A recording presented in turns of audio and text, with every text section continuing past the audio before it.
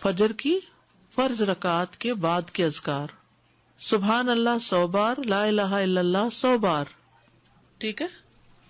100 دفعہ والے 2 اذکار۔ ابو ہریرہ کہتے ہیں کہ رسول اللہ صلی اللہ علیہ وسلم نے فرمایا، جو صبح کی نماز کے بعد 100 دفعہ سبحان اللہ اور 100 دفعہ لا الہ الا اللہ پڑھے، اس کے گناہ معاف ہو جائیں گے، اگرچہ وہ سمندر کی جھاگ کے برابر ہوں۔ سلام کے بعد تشہد کی حالت میں کسی سے بات کیے بغیر ذکر کرنا، کسی سے بات کیے بغیر ذکر کرنا۔ ابو ذر سے مروی ہے کہ رسول اللہ صلی اللہ علیہ وسلم نے فرمایا، جو شخص فجر کی نماز کے بعد نماز میں تشہد میں بیٹھنے کی طرح اپنی ٹانگ کو دوہرا کیے ہوئے ہو اور کسی سے بات کیے بغیر 10 مرتبہ لا الہ الا اللہ وحدہ لا شریک لہ لہ الملک ولہ الحمد یحیی ویمیت وہو علی کل شیء قدیر پڑھے گا، اس کے لیے 10 نیکیاں لکھ دی جائیں گی، اس کے 10 گناہ معاف کر دیے جائیں گے، اس کے 10 درجات بلند کر دیے جائیں گے، اور وہ اس دن ہر برائی سے محفوظ رہے گا اور اسے شیطان کی پہنچ سے دور کر دیا جائے گا، اور اس دن اللہ کے ساتھ شرک کے علاوہ کوئی گناہ اس لائق نہیں کہ اس کو پکڑ میں مبتلا کر دے۔ لا علمی جو ہے، نا علم ہونا جو ہے کتنا نقصان دہ،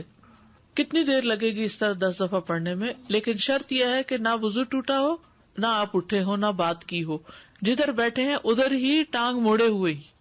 یعنی کسی گناہ پہ پکڑ نہیں ہوگی، شرک کیا تو پکڑ ہوگی، یہ مطلب ہے۔ مغرب کی نماز کے بعد کا ذکر، سنن ترمذی کی روایت میں آتا ہے، جو شخص لا الہ الا اللہ وحدہ لا شریک لہ لہ الملک ولہ الحمد یحیی ویمیت وہو علی کل شیء قدیر مغرب کے بعد 10 بار پڑھے گا، اللہ اس کی حفاظت کے لیے اسلحہ بردار فرشتے بھیجے گا جو اس کی صبح تک شیطان سے حفاظت کریں گے، صبح تک شیطان سے حفاظت۔ تو آپ سوچئے کہ کتنا بڑا اجر و ثواب اور کتنی بڑی پروٹیکشن ہے، کیونکہ بعض اوقات سارا وقت موڑنا مشکل ہوتا ہے۔ افضل پوزیشن نماز کے بعد اذکار کرنے کی کیا ہے؟ 2 زانوں ہو کے بیٹھنا، لیکن اگر آپ اتنی دیر بیٹھ ہی نہیں سکتے، کچھ لوگوں کی تو ٹانگ مڑتی بھی نہیں ہے گھٹنوں کی تکلیف کی وجہ سے،